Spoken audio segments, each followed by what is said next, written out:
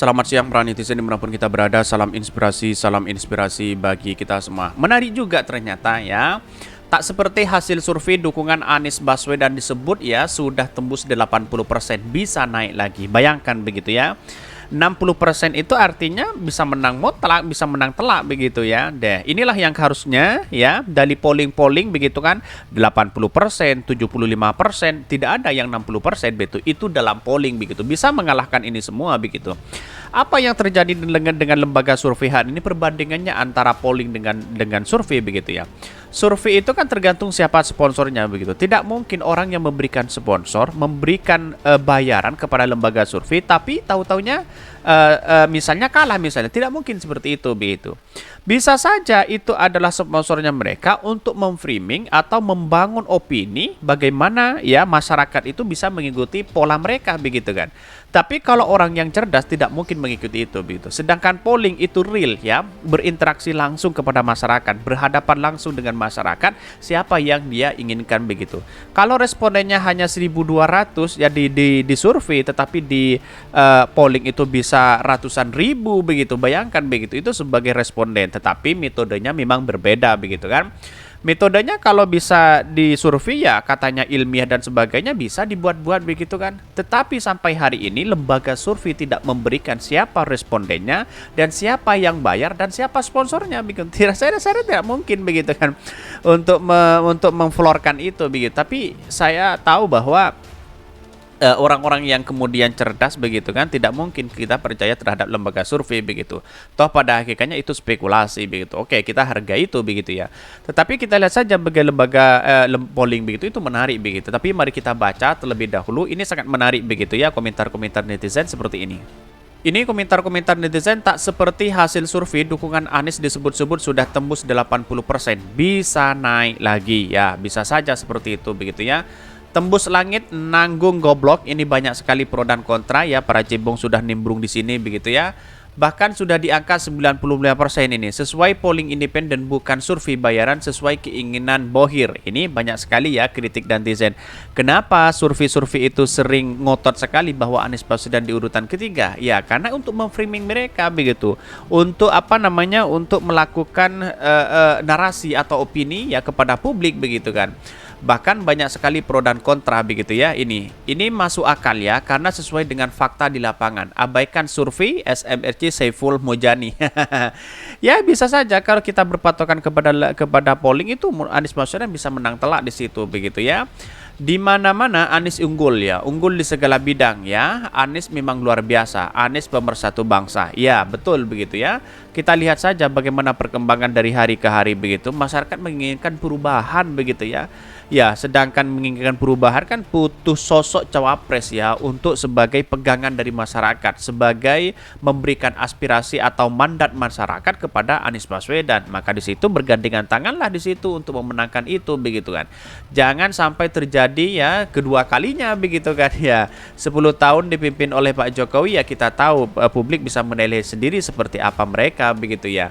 Karena pada Pak Ganjar itu sendiri kan representasi dari Pak Jokowi sama begitu ya.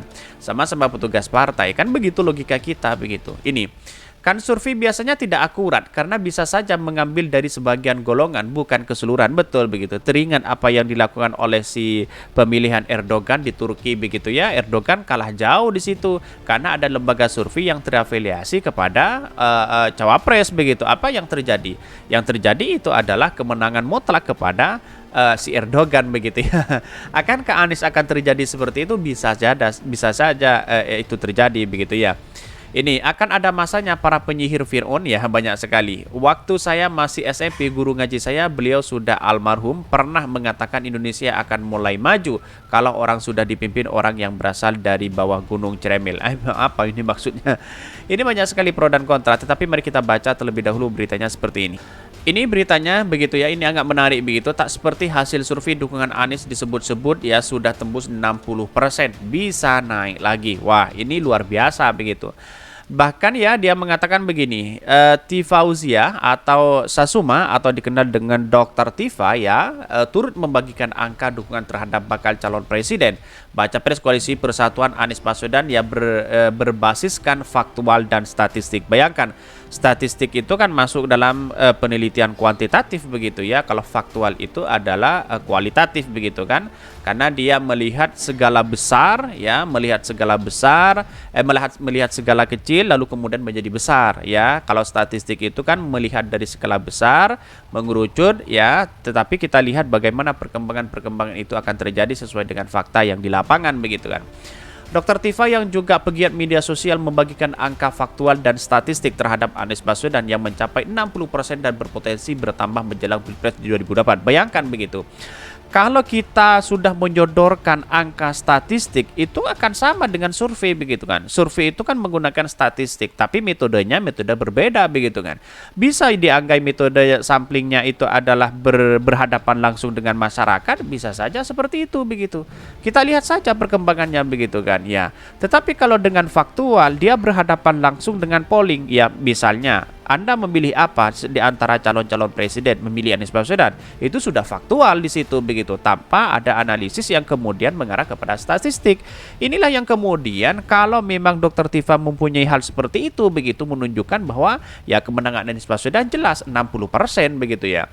Faktual based atau statistik based ya, dukungan terhadap Anies Baswedan mencapai 60 ya, akan terus membesar bagikan bola salju, cuitannya dalam akun Twitternya.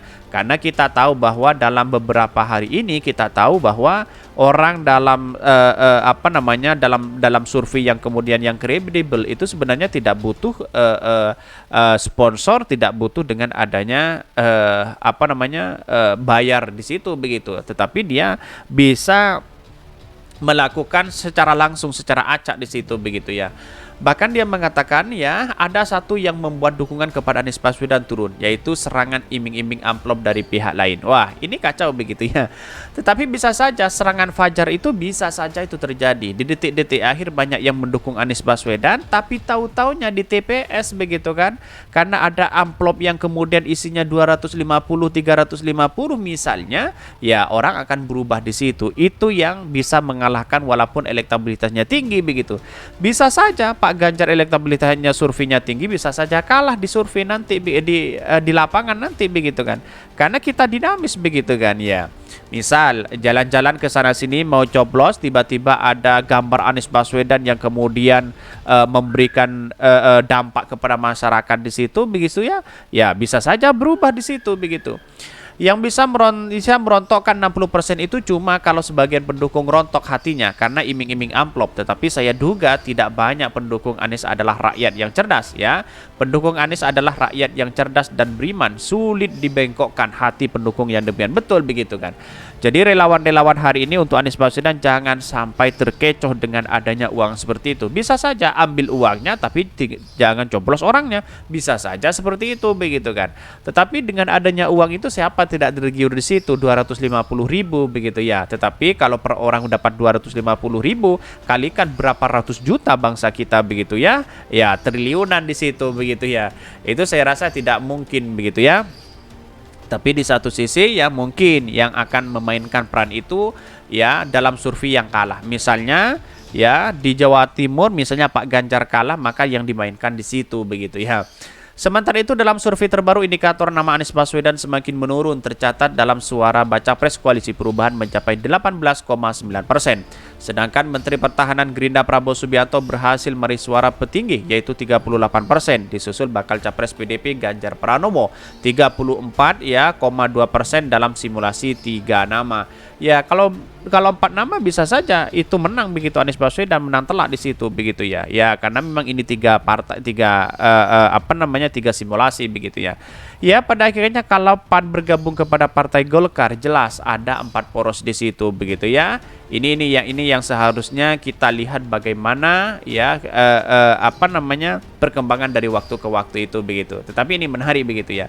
Oke, mungkin itu yang kami sampaikan. Tonton terus channel Khodari Podcast hari ini karena ada berita-berita menarik dan viral setiap harinya. Salam para netizen, salam inspirasi bagi kita semua.